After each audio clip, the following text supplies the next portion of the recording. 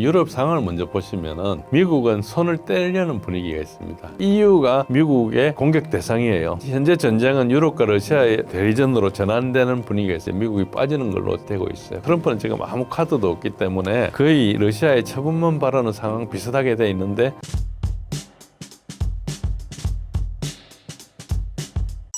러우 전쟁 후 미국이 중국 견제에 집중하면서 유럽은 사실상 방치되는 시나리오는 현실성 있을까요? 예, 현실성이 있습니다. 유럽 상황을 먼저 보시면은 미국은 손을 떼려는 분위기가 있습니다. 유럽하고 뭐 관계를 끊지는 않겠죠. 그렇지만은 지금 현재 유럽이 우크라이나 지원을 하겠다고 자정한 상태거든요. 그래서 뭐 미국 지금 빠지는 걸 계속 막지만은 그래도 빠져도 된다는 식으로 계속 나오고 있어요.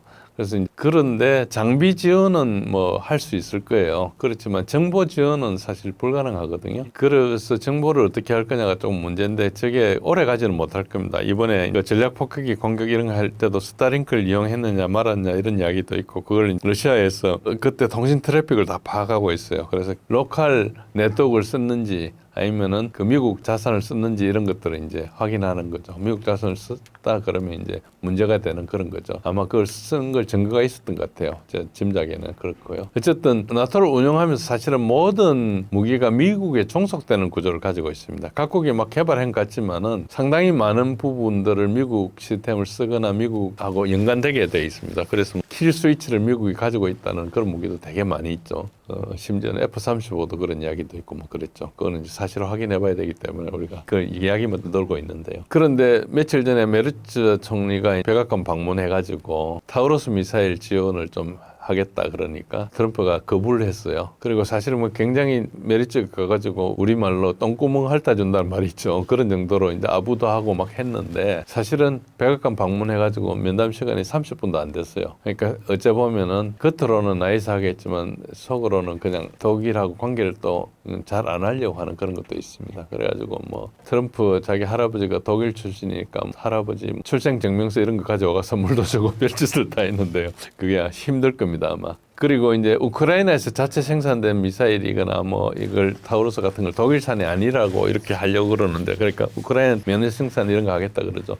근데 그게 쉽지가 않거든요. 여러 가지 부품이 있기 때문에 그게 쉽지 않고, 독일산이라는 게 밝혀지면 러시아는 공개적으로 공격하겠다, 독일을 때리겠다 그랬어요. 그러니까 이제 사실은 저게 선언을 했지만은 말만 크게 했지 실행력이 없는 거죠. 그리고 저거 했을 때 미국에서 오케이 안 해주면 러시아한테 두드려 맞는 거 자기 혼자 맞게 되잖아요. 그러니까 벌써 유럽과 관계는, 미국과 유럽 관계는 굉장히 냉랭한 걸 알 수 있습니다. 지난 2월부터 트럼프 취임하고 굉장히 관계가 저거 됐고, 특히 관세할 때 보면 EU한테 막 50%씩 때리고 하잖아요. 그러니까 EU가 미국의 공격 대상이에요. 어째 보면은 EU하고 미국은 생산하는 게 비슷하거든요. 그리고 이제 중국하고 약간 다르죠. 중국은 여러 가지를 하지만 고급 기술 이런 거 좀 못하는데, 그래도 EU 쪽에 독일이나 프랑스 쪽에 이런 게 있으니까 그쪽을 때리는 거죠. 그런 식으로 하니까 이제 미국이 경제적으로나 군사적으로 유럽하고 거리를 두고 있는 것 같고요. 젤렌스키는 지금 사실 런던이나 파리나 이런 데로 명령을 받는 좀 상당히 교활한, 좀 미국하고가 아니고 처음부터 영국의 움직임에 따라 갔었는데, 그 바이든 정권 때는 서방이 같이 한통속이니까 그런 줄 몰랐는데, 이제 트럼프가 거리를 좀 두니까 이제 젤렌스키가 금방 드러나게 됐죠. 이게 누구 편인지. 그래서 지난 2월 말에 있었던 백악관 그것도 그렇고 지금도 그렇고 그전에도 그렇고 트럼프가 젤렌스키를 굉장히 경시하거든요. 무시하고 욕도 많이 하고, 트럼프는 젤렌스키를 굉장히 교활한 사람으로 보고 있습니다. 그래서 믿지를 못하고, 보리스 존슨 전 총리가 이제 사실은 우크라이나 보고 2022년 4월 달에 전쟁 계속해라, 협상하지 말고 그렇게 이야기한 사람인데, 이 사람조차도 지금 공개적으로 우리가 러시아하고 대리전에 있다고 이렇게 이야기를 해요. 그러니까 자기가 이거 뭐 우크라이나 민주화 이런 것들은 3년 전에 하던 이야기는 다 없어지고 지금 우리가 대리전하고 이야기해요. 더 이상 속일 수가 없는 거죠. 그래서 우리가 민주주의에 등대했었고 뭐 이랬었잖아요. 그리고 뭐 엄청난 뭐 민주 두산거 했지만은 그게 이제 다 독재하고 부패하고 이런 게 다 밝혀지다 보니까 이제 더 이상 거짓말할 수 없어서, 거짓말하면은 이제 젤렌스키랑 같은 편이 되니까 이제 손절을 하고 있는 걸로 보면 됩니다. 현재 전쟁은 유럽과 러시아의 대리전으로 전환되는 분위기가 있습니다. 그전에 서방과 이렇게 했는데 지금은 미국이 빠지는 걸로 되고 있어요. 그래서 이미 이 상황에서도 미국, 유럽 좀 버리고 있죠. 그리고 영국은 며칠 전에 지난주에 그 전략방위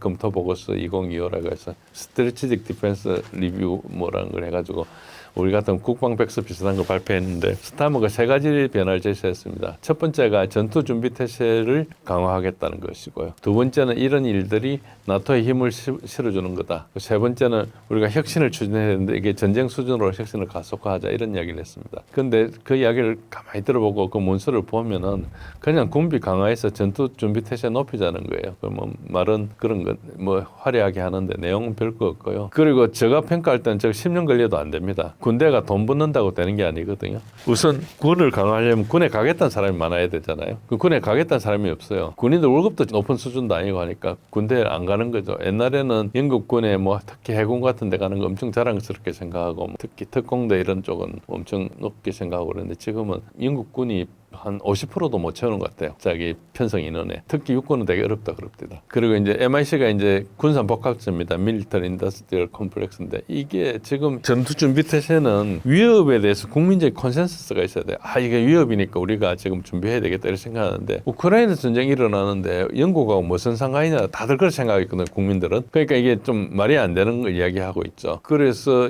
이게 전체적으로 보면 군산 복합체에서 돈 세탁하는 거에 지나지 않는다. 국민들 세금 걷어가지고 자기네 잔치하는 걸로 본다. 이런 시각이 영국 내에서도 되게 많습니다. 그래서 저게 철저히 실패할 거라고 보고 있습니다. 지금 현재는 영국은 경제를 살려야 되거든요. 그런데 스타머 총리가 자국의 민생 문제는 보지 않고 계속 외교가에만 돌아다니고 있어요. 다른 나라 다니면서 전쟁해야 된다 하고 있어요. 그것은 영국 국민들을 위한 게 아니고 영국에 있는 금융 카르텔의 이익을 대변하는 걸로. 이게 실패가 뻔하죠. 나라로서는 체력부터 길러야 되죠. 그래서 지금 임금 같은 거 조정하고 예를 들어서 빚 같은 거 갚고 뭐 이렇게 구조조정도 하고 제조업 같은 것도 좀 살리고 이렇게 해가지고 근로자를 늘리고 일자리를 만들고 이런 걸 안 하고 계속 지금 잔머리 굴리고 있거든요. 저게 어렵죠. 그래서 유럽은 제가 영국을 대표적으로 말씀드리는데 프랑스는 조금 낫고요. 프랑스도 심각한데 프랑스는 조금 낫고 독일은 굉장히 심각한 상태고 그렇다 보시면 됩니다. 그래서 이런 나라들을 미국이 손절해버리고 관계도 좀 끊고 이렇게 갈 걸로 예상됩니다. 러우 전쟁 종전을 단언한 트럼프가 푸틴에게 쩔쩔매는 이유가 뭔가요? 첫 번째 가장 큰 거는 지금 군사력에서 밀리고 있다는 것이고요. 그걸 뭐 아무리 부인해도 알 겁니다. 가장 최근에 6월 5일 날 그 트루스 소셜에 올렸죠. 저게 빨간 줄을 써놓은 것을 이렇게 보면은 지금 말씀드린 대로 고분고분하게 이야기했죠. 근데 자세히 보시면은 일주일 전만 하더라도 푸틴이 크레이지하다고 이렇게 이야기했거든요. 톤이 완전히 바뀌어버렸지 않습니까? 제가 생각할 때는 또 많은 사람들이 생각할 때는 이제 외무장관 라브로프가 이제 루비오한테 전화를 했는데 전략 폭격 사건하고 테러 이런 것 때문에 이제 전화를 했는데 그게 문책성 통화였을 걸로 예상합니다. 트럼프가 알고 있었냐? 네가 알고 있었냐? 이렇게 물어봤을 거예요. 확인해야 되잖아요. 네가 관여했는지 우크라이나만 했는지 이걸 물어봤을 거예요. 그래서 이제 아마 루비오가 모른다고 했을 거예요. 뭐 트럼프도 모르고 우리 모르는 일이다 했을 겁니다. 일단은. 그런데 라브로프가 이야기할 때 그냥 전화했겠어요. CIA 관여 증거를 뭔가 제시했을 거예요. 그래가지고 이제 그 내부 수습을 하기 위해서 그 라브로프 전화한 것은 6월 1일이었거든요. 6월 2일 날 이스탄불에 회담이 있는데 회담하기 전에 이제 그 사건이 터졌기 때문에 즉시 전화를 했어요. 근데 미국 날짜로 6월 4일 날 한 거죠. 그래서 라브로프가 전화의 시간이 새벽 3시인가에 했어요. 그러니까 러시아 시간으로 새벽 3시에 루비한테 전화한 거예요. 잘못 바람에 사실 뭐 어째 보면은 그렇게 하니까 굉장히 긴급하게 이제 전화를 한 거고 그때 이제 분명히 그 근거를 제시했을 거라 추정을 하는데 그걸 있다가 거의 나흘 만에 3일 후에 트럼프가 푸틴한테 전화를 했거든요. 그렇단 말은 그 사이에 CIA나 이런 애들 다 불러가지고 조사를 했겠죠. 네가 아느냐 모르느냐 그런 조사를 했을 거라 보고요. 거기에서 뭔가 책 잡힌 게 분명합니다. 그렇지 않으면은 저렇게 이야기할 었고 그다음에 나중에 보면 끝에 가서 갑자기 주제를 바꿔가 엉뚱한 이란 문제를 이야기를 해요. 그게 뭐 그냥 시나리오를 엮어가지고 러시아 푸틴하고 뭐 이야기하면 좀 이상하니까 섞었을 것 같아요. 약간 면피성 발언이거든요. 이란은 핵무기 개발을 안 합니다. 안 한 건 다 알고 있어요. 그리고 그 농축은 경제적인 문제 때문에 하는 건데 이 상황은 러시아는 잘 알고 있죠. 그래서 러시아 보고 푸틴 보고 이런 이야기 했을 때 그래 내가 다 알고 있으니까 하겠다 이런 정도의 이야기를 했을 거예요. 그래서 이 내용을 가만히 보면 아무 도움도 안 되는 헛소리거든요. 그러니까 이 문장만 봐도 트럼프는 지금 아무 카드도 없기 때문에 거의 러시아의 처분만 바라는 상황 비슷하게 돼 있는데 그 상황에서 자기가 중재자로서 뭔가 역할을 못 해주고 상황을 계속 어렵게 하는데 젤렌스키가 그렇게 하는데 끼어 있는데 네가 CIA가 했냐 이렇게 만약에 행계까지 연결이 되면은 굉장히 어려워지니까 그래서 이미 이제 자세를 좀 태세를 전환한 게 아닌가 이런 생각을 하고요. 조금 계속 말씀드리면은 그 전에도 그 며칠 크레이지하다고 이야기했을 때 그 며칠 전에도 드론으로 푸틴의 헬기를 공격을 했었어요. 그때도 그 표적 정보를 알려면 CIA 개입이 거의 확실하거든요. 그래서 그걸 트럼프가 마이크 들어댔을 때 몰랐던 것 같은 반응을 했는데 그 말은 트럼프가 CIA를 통제하고 있지 못하고 있다는 가능성이 있는 거죠. 그래서 이제 이게 영국의 알리스타 크룩 같은 분석가들은 트럼프가 러시아 비행장 공격에 대해서 알았거나 몰랐을 경우 모두 심각한 문제라 지적인데 만약에 알았다면은 트럼프가 알고 그런 일을 했다면은 확전 위험을 감수해가면서 그런 일을 했다니까 그 자체가 신뢰할 수 없는 거고 푸틴 입장에서는 만약에 몰랐다면은 자신의 정부도 통제하지 못해서 신뢰할 수 없는 거죠. 이걸 벗어나려면 CIA가 안 했다는 것밖에 없는데 그건 좀 거의 불가능하다고 거의 모든 정보 전문가들이 이야기를 하고 있거든요. 그래서 지금 트럼프는 초강대국의 지도자로서의 권력이나 위신이나 존경 이걸 다 잃은 걸로 봐야 됩니다. 저 사건 하나로. 그래서 이런 게 있고 그 다음에 이제 공화당 내부에서 린지 그레임 이런 사람들이 러시아한테 제재를 하겠다고 이렇게 하고 뭐 80표를 가지고 하겠다 이렇게 하고 있는데 그게 뭐 반드시 그렇게 하지는 않더라도 트럼프가 상황을 통제하는 것처럼 하지만 실제로 통제가 안 되고 있다는 게 여러 가지 나오고 있거든요. 뭐 얼마 전에 일론 머스크하고 이런 것도 있고 여러 가지로 처음 출범 때처럼 단단하지 않은 거죠. 그래서 보면 트럼프가 의사결정 불능 상태에 빠진 게 아닌가. 거의 지금 통제력을 잃은 상태가 아닌가. 이런 생각이 들 정도고요. 그래서 이제 이렇게 트럼프가 흔들릴 때 최대한 상황을 활용해가지고 우크라이나에 결정적인 타격을 지금 가하고 있는 걸로 이렇게 보입니다. 러시아가 전쟁 이후 가장 먼저 노릴 다음 목표는 어디일까요?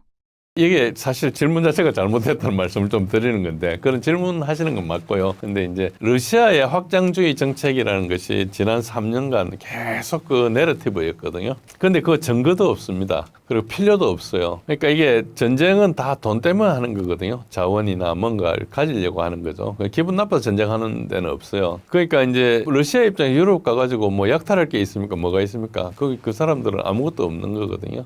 러시아 입장에 천원 자원이 75조 달러 않습니까? 75조 달러는 유럽과 미국 모든 공적 부채를 다 갖고도 남거든요. 그걸 90년대 엘친 시절에는 서방이 들어가지고 여러 가지를 해먹었어요. 해먹었는데 푸틴 집권 후에 그걸 다 통제해가지고 현재 이제 러시아가 부유한 이유가 돼 있는데 계속 러시아에 공세를 하는 것은 영국이 선두에 나서서 하거든요. 영국은 이제 전 세계 뭐 25%가 영국 통제에 있었던 그런 해가 지지 않은 나라였던 적이 있죠. 과거 영광을 바라는 것은 영국이지. 소련 시절에 무슨 소련이 그 러시아가 무슨 영광이 있었다고 뭐 그거 통제는 하긴 했지만 그러다 결국은 자기 모순에 빠져가지고 다른 나라를 도와주다가 망했잖아요. 그러니까 그 자기네들이 유지할 수 없다는 걸 러시아가 잘 알죠. 그러니까 예를 들어서 우크라이나도 쳐들어가가지고 지금 돈바스 지역은 자원도 있고 전체 우크라이나 그 소득의 한 80%가 거기서 나온다 그러더라고요. 지금 점령 안 돼서. 그런 거는 하지만 저쪽에 농토 이런 데는 무슨 관심이 있겠어요. 그리고 거기 못 사는 사람들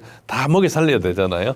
그러니까 그걸 안 하죠. 우리가 남북 통일 이야기할 때도 우리 통일되면은 북한 먹여 살려야 되는 거 우리 세금 내가 하는 게 그게 싫어서 사람들이 안 한다는 거. 통일 자체가 싫은 게 아니고 뭐 그 정도로 그런 건데 그럼 유럽이 가가지고 우크라이나를 먹고 나서 또 간다 이게 소설이고요. 영국은 지금 경제 붕괴가 돼가지고 금융으로 살아가고 있는데 금융이라는 게 런던의 그 금융타운 거기 소수에만 해당되지 대다수는 가난하잖아요. 그리고 이제 국내 정치가 영국 보시면은 엄청 강압적입니다. 뭔가 표정만 잘못 져도 잡아가요. 결국은 유럽은 지금 돈이 없어가지고 국민들 돈을 뺏는 방법밖에 없어서 CBDC로 돌파하려 하고 있어요. CBDC 하면은 이제 채권 발행 안 하고 뺏어갈 수 있으니까. 그런데 이제 국민적 저항에 부딪히니까 사실 유럽은 또 전쟁을 또 해야 될 줄 몰라요. 저항하는 사람들 군대 보내버리면 저항을 안 할까? 어쨌든 이 좀 잔인한 이야기지만 실제로 전쟁이 그렇게 많이 일어났거든요. 그런 유럽에 지금 러시아가 가가지고 확장해가지고 나무 접수해가지고 빚더미에 앉은 나라 접수해서 뭘 하겠습니까? 그러니까 그 자원이 있으면은 그걸 우리가 이걸 M&A 이런 입장에서 보면은 이 러시아 확장주의라는 것이 아무 근거도 없고 낭설이라는 건 금방 알 수 있습니다. 그런데 하도 듣다 보면은 그런가 하고 듣는 그런 거고요. 그렇습니다. 러우 전쟁 이전 크림반도 전쟁의 상황은 어땠었나요?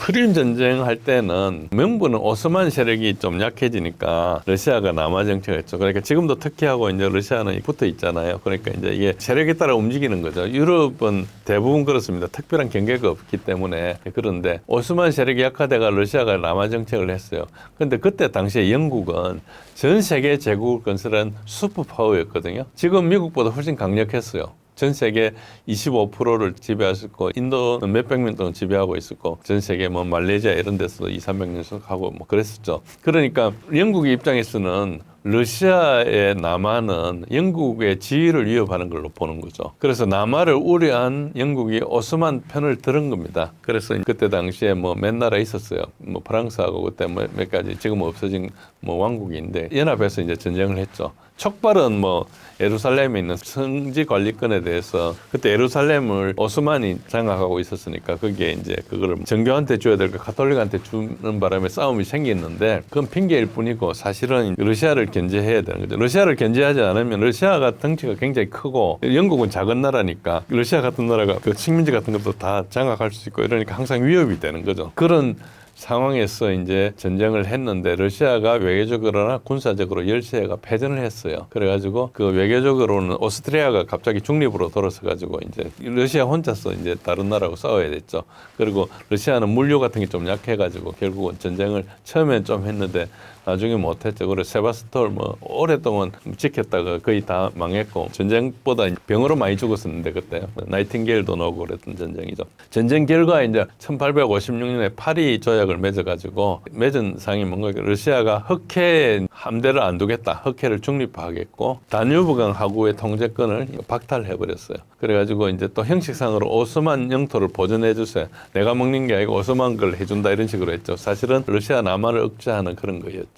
오스만은 결국 1차 대전 후에 망하거든요. 그러니까 그 전까지는 영국이 통제를 하고 있었다 보시면 되고요. 근데 이제 1870년대 프랑스하고 프로세안하고 전쟁해가지고 굉장히 혼란 중에 15년 후죠. 15년 후에 러시아가 흑해 조약 폐기를 선언합니다. 그래가지고 그 다음에 이제 런던 조약을 하면서 그 다음에 하면서 러시아 요구를 들어주겠다 해가지고 다시 흑해에서 군사 활동을 하게 되죠. 사실은 그때부터 지금까지 러시아는 그레이트 게임 중이었어요. 2차 대전이 끝나면서 미국이 엄청나게 강대국이 되는 바람에 그게 우리한테 안 드러난 거지. 이제 미국은 계속해서 개입하지 않고 말로 닥터린처럼 분리하겠다. 불간섭주의였거든요. 자기만 잘 살겠다 이런 주의였을 때까지만 해도 그러니까 2차 대전 직전까지만 해도 러시아와 영국은 계속 그레이트 게임 중이었고요. 지금도 미국이 약간 약해지려 그러니까 영국이 이제 계속 나가서 러시아를 견제하는 쪽에 나가 있고 영국 입장에서는 자원이 없지 않습니까? 자원이 없고 제조업도 없으니까 나라가 살아가는 유일한 방법이 금융해서 이자 받아가 살아가는 건데 그걸 빌려주고 하려면은 이제 담보가 있어야 되잖아요. 그러니까 러시아에 담보가 되게 많아요. 우크라이나도 그렇고 이제 그러니까 계속 자원을 하는 거고 이 모든 것이 영국이 주도하고 그 밑에 지금 자세히 보시면은 유럽의 모든 그 권력자들이 다 블랙락이나 이런 은행권 출신들이에요. 그래서 지금 은행 그 금융 이해관계가 되게 관여돼 있다 이렇게 보시면 되고요. 영국이 전혀 제조업도 없는 나라가 우크라이나한테 뭐 개발한다고 광물 개발 협정도 맺고 이렇게 하는 것은 지금 담보가 급하다 이렇게 보면 되고 그만큼 지금 영국이 금융에서도 지금 흔들리고 있다 이렇게 보시면 되고요. 유로마이단 사태로 러시아와 갈등이 심해졌다던데 어떤 사태인가요? 예, 유로마이단 저것은 사실은 발단 등은 좀 복잡한데 뭐 어쨌든 이건 러시아 우크라이나 전쟁을 이해하기 위해서 좀 옛날로 돌아가는 거죠. 옛날로 돌아가는 건데 사실은 나토 정상 확대 회담 때부터 푸틴이 2008년도부터 공식적으로 반대했습니다. 나토 가입 우크라이나 조지아의 나토 편입에 대해서. 근데 그걸 계속 밀어붙였죠. 그래가지고 이제 우리가 잘 아는 이야기로 쭉 나갔는데요. 그래서 이제 뭐 이런 것들 다 생략하고 2014년도 키예프에 무슨 일이 일어나는 거니까 유로마이단이 일어났는데 유로마이단은 이제 그 사실은 EU 가입 때문에 문제가 일어났었어요. EU 가입을 그때 우크라이나가 재정이 엄청나게 문제가 돼가지고 EU를 가입할 것이냐 러시아한테 지원을 받을 것이냐 이런 이야기를 하고 있었는데 EU를 가입하려면 IMF한테 이제 돈을 빌려가지고 가입하고 이렇게 지원을 받아야 되는 그런 상황인데 IMF에서 이제 상당히 가혹한 조건을 내걸었어요. IMF는 이제 거리 대금업자니까 빨리 위기가 생긴 데 가가지고 알짜배기 재산을 싼 값에 가져가는 그게 이제 이 사람 하는 방식이잖아요. 우리나라도 그렇게 해가지고 알짜배기 재산 다 넘어갔었죠 그때. 그런 것처럼 그렇게 하는데 그렇게 하면 이제 문제가 되니까 그때 야누코비치 당시 대통령이 그걸 못하겠다 해가지고 러시아한테 좀 고개를 돌렸어요. 근데 핵심적으로 문제는 뭔가니까 우크라이나가 EU에 가입하게 되면 EU는 프리트레이드 존이잖아요. 그러면 우크라이나하고 러시아 간에 교역이 많았는데 그러면 관세를 안 거치고 EU 물건들이 우크라이나 장벽을 통해서 러시아로 돌아오니까 러시아한테는 이제 보호 장벽이 없어지는 거니까 EU 가입하더라도 러시아하고 이제 어떻게 할 건지 개념을 정하자 이게 생각이었죠. 그건 당연하죠. 자기 무역 장벽이 흩어져 버리니까.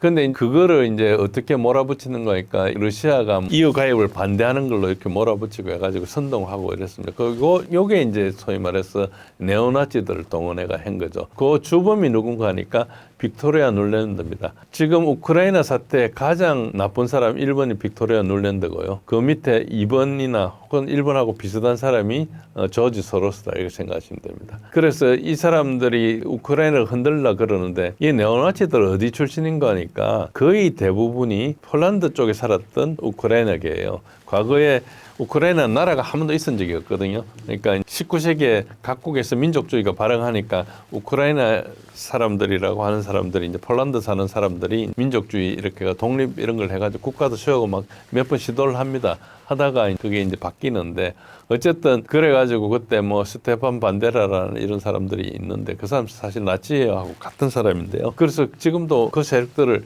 결국은 그냥 온건하게는 해가 힘이 안 되니까 우리가 뭐 지하디스트 키우듯이 극렬 분자를 키우지 않습니까? 그게 CIA가 하는 방식이에요.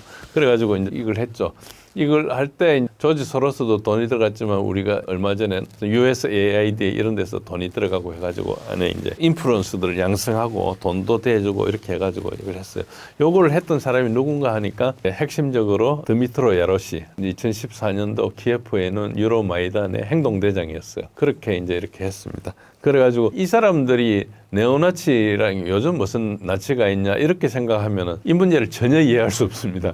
실제로 네오나치고 지금도 네오나치고 젤렌스키가 실권자인지 젤렌스키 비서실장인 안드리 에르막이 실권자인지 아직도 논란이 있을 정도로 젤렌스키는 꼭두각기사시란 말이 되게 많았어요. 네오나치 이야기는 우크라이나 나치 이야기는 제가 처음 하는 게 아니고요. 이 지금 헤드라인만 제가 몇 개 쫓아온 겁니다. 오랫동안 문제 있었어요. 보시면은 뭐 우크라이나가 나치 젊은이하고 협조를 했는 이야기부터 시작해가지고 네오나치에 대해서 저게 옛날 일기 트럼프 때거든요. 밑에 보면 미국이 네오나치에 대해서 지원하는 그 금지 법률이 있었는데 그거를 들었다든지 그 다음에 우크라이나 네오나치를 무시하면 어떤 문제가 있는지 이런 것들이 다 주류 언론에서 이야기한 거예요. 그런 정도로 네오나치는 실제하고 지금도 있습니다. 그런데 그거를 전쟁하면서 이제 서방한테 불리하니까 입 닫고 있었던 거죠. 그래서 네오나치는 러시아하고 상당히 적이었는데 어쨌든 미국이 2차 대전 이후에 냉전 구도가 돌아가면서 스테판 반데라를 이용해가지고 소련을 좀 분리하는 공작을 했어요. 그래가지고 결국은 베를린에서 KGB한테 암살이 됩니다. 스테판 반데라가. 그래 했는데 사실 2차 대전 끝나고 나서 나치 처벌을 하는 누렌버그 법정 이런 것에 했던 흉내만 냈어요. 나치는 대부분 다 미국에서 데리고 왔죠. 카나다도 많이 가 있고 그렇게 돼 있고 조지 소로스 오픈 소사이티 펀드는 동기금 붕괴에 훨씬 전부터 침투해가지고 했습니다. 그래서 2004년도에 있었던 이제 오렌지 혁명, 그다음에 그 말고도 다른 나라의 장미 혁명 이런 것들을 전부 다 NGO 형태로 침투해가지고 인풋을 키워가 했고요.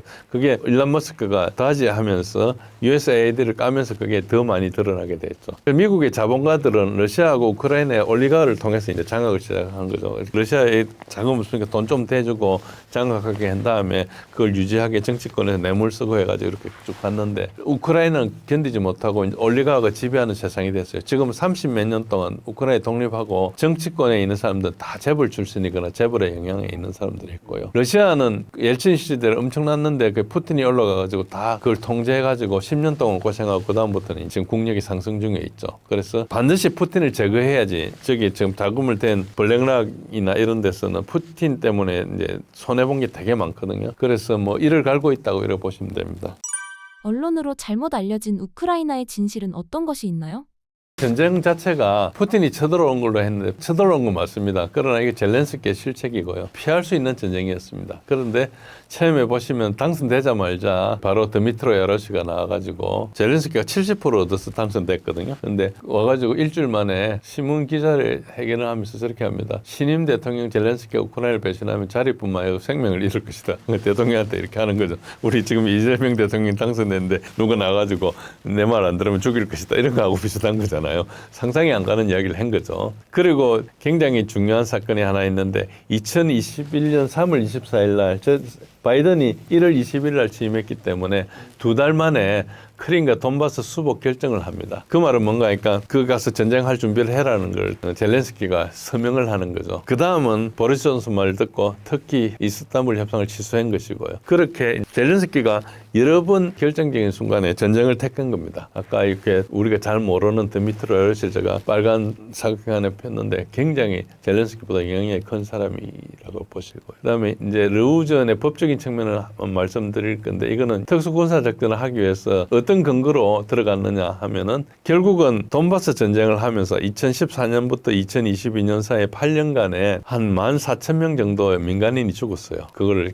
우크라이나에서 계속 포격을 해가지고 그게 다 증거가 있습니다. 그 감시하게 했던 OSC에서 그 데이터가 다 있는데요. 그래가지고 이제 이게 보호 책임이라는 규정이 있는데 Responsibility to Protect라는 게 있는데 이게 2005년도에 세계 정상들이 만드는 그겁니다. 거기에서는 대량 학살이나 전쟁 범죄나 반인도적 범죄, 인종청소 4가지에 대해서는 모든 국가가 국민을 보호할 책임이 있다. 이게 왜 문제가 되는 거니까 우크라이나는 다민족 국가거든요. 다민족 국가에서 한 민족이 다른 민족을 이렇게 하면은 그 나라 자격이 없다는 거예요. 그런데 이제 이미 10,000명 이상을 살해했죠. 두 번째는 더 넓은 국제사회가 그 나라한테 그렇게 하지 말라고 이야기하고 지원할 책임이 있다. 그래가지고 그게 사실 민스크 1, 2 협정을 맺은 게 그거예요. 프랑스하고 독일의 보증서가 한 거거든요. 그리고 이제 세 번째는 그것도 실패하면은 유엔이 개입해야 된다. 유엔처럼 국제사회가 유엔 헌장에 따라 개입해야 된다. 그래가지고 푸틴이 이 RP2 요건에 의해서 개입합니다. 자세히 보시면 빨리 지나가겠지만은 두 번째 보면은 젤렌스키가 서명했던 저게 이제 가장 큰 문제고요.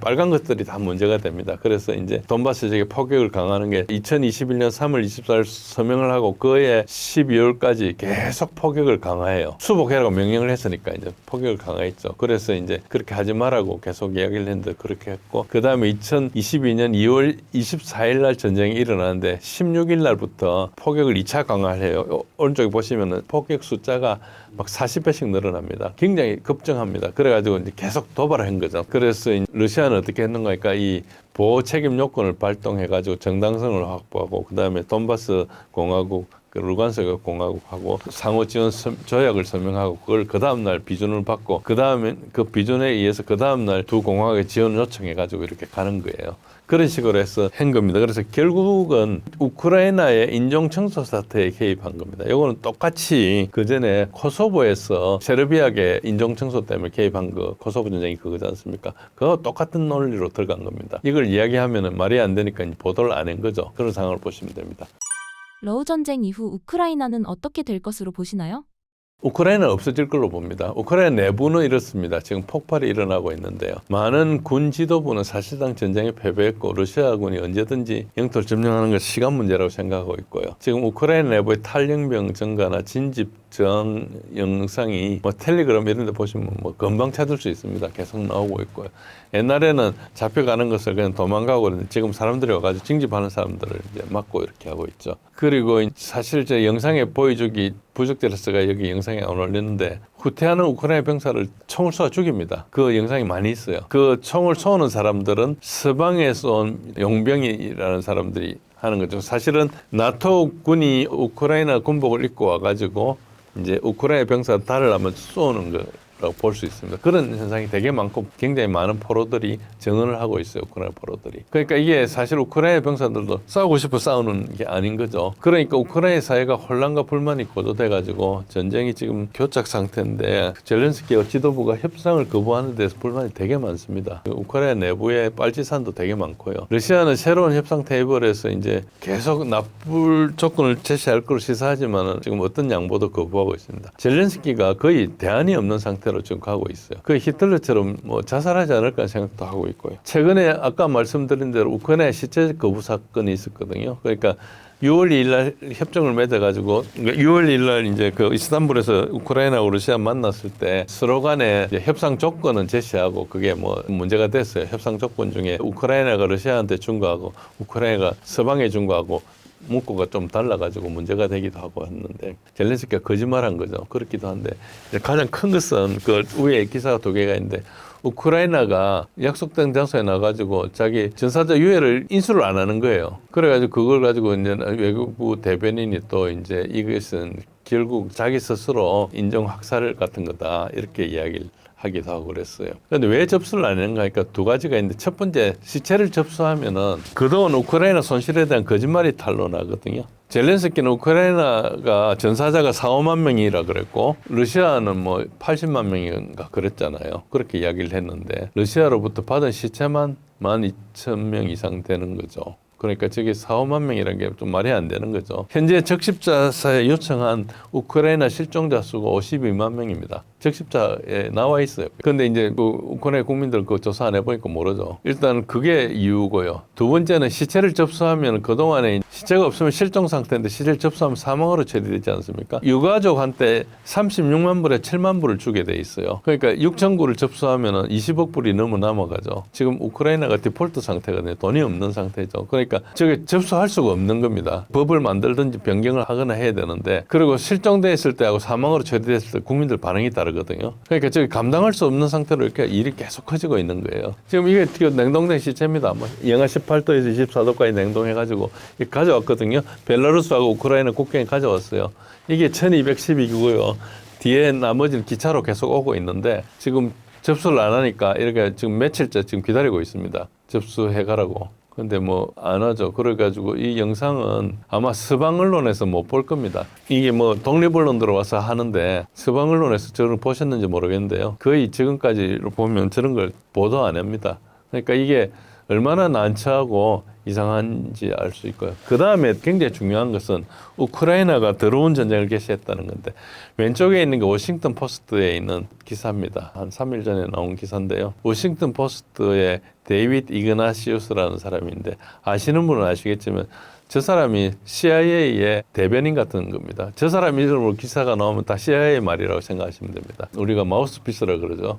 그런데 우크라이나의 대담한 공격에 대해서 이야기했는데 뭐 트럼프가 중재자에서 물러나고 그래서 이제 드론 전쟁이 확대될 거라고 그러고 그런데 아까 말씀드렸던 공군 기지에 대해서 드론 공격을 한 게 러시아에 심각한 타격을 주고 내부적으로는 굉장히 지금 우크라이나 내부는 지옥과 같은 상황인데 아마 전선에서 해결 못하니까 전선 넘어서 표적을 살해하고 사보타지를 하고 우크라이나 러시아에 무기를 공급하는 국가에 대해서 공격을 하고 뭐 중국 같은데 뭐 하겠다는 거 중국이 하는지 아닌지 모르겠는데 북한 같은 데 하겠다는 그런 거죠. 그래서 드론 전쟁으로 비밀작전을 확산할 거다. 그런데 저기서 거론한 우크라이나에 이제 2개의 정보기관에 있어 SBI하고 SBU하고 GUR이 있는데 실제로 이 사람들 해외에서 작전할 능력이 없습니다. 해외에서 작전을 하려면 엄청난 네트워크가 있어야 되거든요. 그래서 저걸 하려면은 지금 전 세계에서 가능한 데는 거의 CIA, 모사드 이것밖에 없고요. 잘하면은 러시아하고 중국도 하겠죠. 근데 뭐 러시아와 중국이 저런 작전 하는 건 잘 못 받고 하니까 어쨌든 그렇고요. 그 푸틴은 결국은 대테러 전쟁으로 대처해야 되는 상황이 온 겁니다. 저렇게 되면. 예를 들어서 북한이 이제 러시아에 무기를 공급하지 않습니까? 그러면 쟤네들이 와가지고 북한한테 뭔가를 하겠다는 거예요. 북한에 들어갈 수는 없으니까 북한으로 들어가는 배나 이런 걸 해서 이게 동해안이나 이런 데 와서 뭘 하겠다는 거거든요. 우리도 뭐 피해를 보거나 말려 들어갈 것도 있죠. 그러니까 저런 상태로 지금 돼 있습니다. 그러니까 우크라이나 자체는 자체적으로 생존 불가하고요. 그리고 우크라이나는 1991년도에 독립을 했는데 그 이전에는 한 번도 국가 경험이 없었다 이렇게 보시면 됩니다. 19세기에 이제 민족주의 발흥에 힘입어 독립을 추진했던 세력이 이제 주로 갈라치아 지방, 폴란드입니다. 지금은 우크라이나 땅이 돼 있어요. 근데 그게 과거에는 오랫동안 폴란드 땅이었어요. 거기에서 이제 세력이 발행했죠. 서부 우크라이나, 폴란드 가까운 그 지방이고요. 거기서 이제 그 사람들이 주로 그 빅토리아 놀랜드 그쪽 사람입니다. 아까 이야기한 지난번에 했던 미국 국무장관 앤소니 블링컨도 자기 할아버지 그쪽 사람이고 메릭 갈랜드란 법무장관도 그쪽 사람이고 그 바이든 때는 그쪽 자기 할아버지 그쪽 사람인 사람 3명이나 있었어요. 그러니까 이게 그걸 맞춰서 이미 했다는 걸 알 수 있죠. 바이든은 우리가 봐도 치매 노인이었고 그때 조정을 당했는 알 수 있고요. 어쨌든 그때 어떤 일이 있었는가 러시아 제국 때 이제 포그롬으로 유대인 학살이 좀 많이 있었습니다. 이거는 이제 홀로코스트 나기 훨씬 전의 이야기인데요. 그래가지고 그 사람들이 이제 피해가지고 미국으로 오고 뭐 다른 나라로 오고 빅토리아 놀랜드 할아버지도 그때 온 거예요. 그런 식으로 그런 일이 많이 있었고 그런데 우크라이나 사람들 자기가 피해자라 생각하지만 우크라이나에서 한 게 아니고 그때 유대인들 학살하는 것은 유럽에 자주 있었거든요. 뭐 늘 있는 건 아니지만 여러 가지 사건이 있었습니다. 그래가지고 우리가 유대인도 여러 가지가 있는데 그쪽 사람들 아슈케나지 유대인 저 사람 유럽 사람들이에요. 팔레스타인에 있던 유대인하고 전혀 관계없는 사람인데 어쨌든 뭐 그거는 복잡하니까 우리가 다룰 문제는 아니고요. 이제 소련이 건국하면서 1917년 혁명을 하고 몇 년 있다가 이제 적백 내전을 거친 다음에 이제 22년인가 21년인가 소련이 건국되죠. 건국하면서 레닌이 그 우크라이나를 어떻게 해주는가 하니까 우크라이나가 독립을 하려고 그랬어요. 소련과 관계없이.